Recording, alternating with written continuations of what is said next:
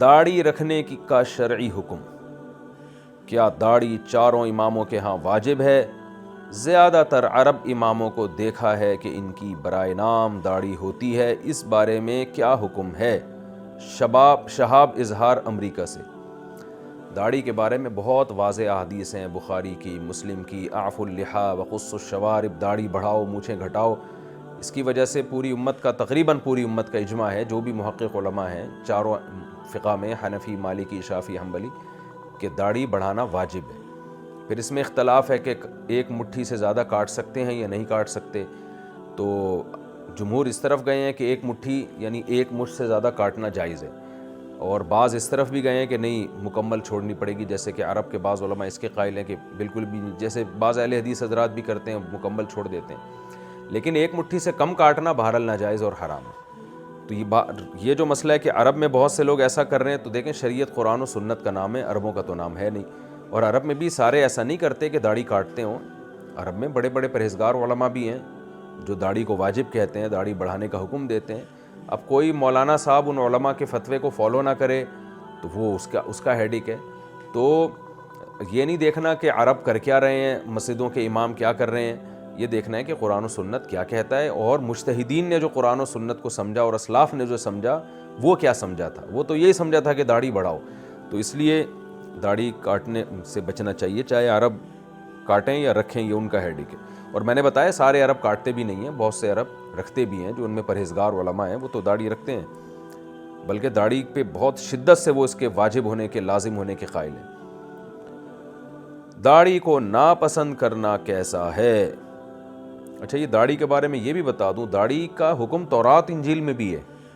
تبھی پادری بھی عیسائیوں کے داڑھی رکھتے تھے، اب جا کے کاٹنا شروع کیے، ورنہ ہم نے بچپن میں دیکھا عیسائیوں کے سارے پادری داڑھی رکھتے تھے، اور یہودی تو آج بھی رکھتے ہیں، کیونکہ تورات میں اب تک لکھا ہوا ہے کہ اللہ نے موسیٰ علیہ السلام کو کوہ طور پہ بلایا اور موسیٰ کو کہا کہ اپنی قوم کو کہہ دو کہ داڑھی نہ کاٹنا۔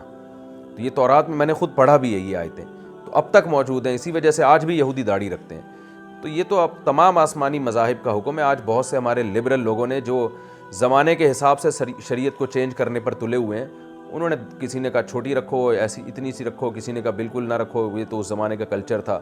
تو آپ جب کلچر سے متاثر ہوتے ہو تو پھر شریعت کو کلچر کے حساب سے چینج کر دیتے ہو، اور جب آپ قرآن و سنت سے متاثر ہوگے تو پھر آپ کلچر کو شریعت کے مطابق کرنے کی کوشش کرو گے۔ داڑھی کو ناپسند کرنا کیسا ہے؟ کوئی شخص یہ کہے کہ مجھے داڑھی اچھی نہیں لگتی مگر یہ سنت ہے اس لیے میں رکھتا ہوں، تو کیا وہ گنہگار ہوگا؟ محمد حمزہ یو پی سے۔ دیکھیں، جب کوئی یہ کہتا ہے نا مجھے داڑھی اچھی نہیں لگتی، اس کے دو مطلب ہوتے ہیں۔ ایک مطلب تو یہ کہ شریعت کا یہ حکم مجھے اچھا نہیں لگتا، یعنی میری رائے یہ ہے کہ یہ حکم شریعت کا غلط ہے، تو یہ تو کافرانہ جملہ ہے، اس سے تو انسان ایمان سے خارج ہو جائے گا اور مرتد ہو جائے گا، نکاح بھی ختم ہو جائے گا۔ اور ایک مطلب اس کا یہ ہے کہ بھائی یہ سنت ہے، مانتا ہوں، عقل یہ کہتی ہے کہ اچھی چیز ہے، ظاہر ہے شریعت جب حکم دے گی تو صحیح حکم ہوگا، لیکن مجھے طبعی طور پر اچھی نہیں لگتی، تو یہ کہنے سے وہ گنہگار تو ہوگا لیکن کافر نہیں ہوگا۔ اس کی مثال ایسے ہے جیسے ایک آدمی کو شراب اچھی لگتی ہے، وہ پیتا ہے تو اچھی لگتی ہے، اس کو ٹیسٹ آتا ہے اس میں، وہ کہتا ہے بھائی میں مانتا ہوں یہ حرام ہے لیکن بس مجھے اچھی لگتی ہے،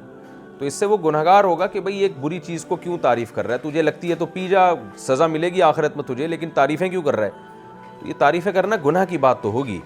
کافر نہیں کہیں گے، اس لیے کہ شریعت کے حکم کو وہ برا نہیں سمجھ رہا، غلط نہیں کہہ رہا، وہ طبیعت تو انسان کی ہوتی ہے نا، چرسیوں کو چرس اچھی لگتی ہے، ہیروئنچیوں کو ہیروئن اچھی لگتی ہے، حالانکہ ان کو پتہ ہے غلط چیز ہے۔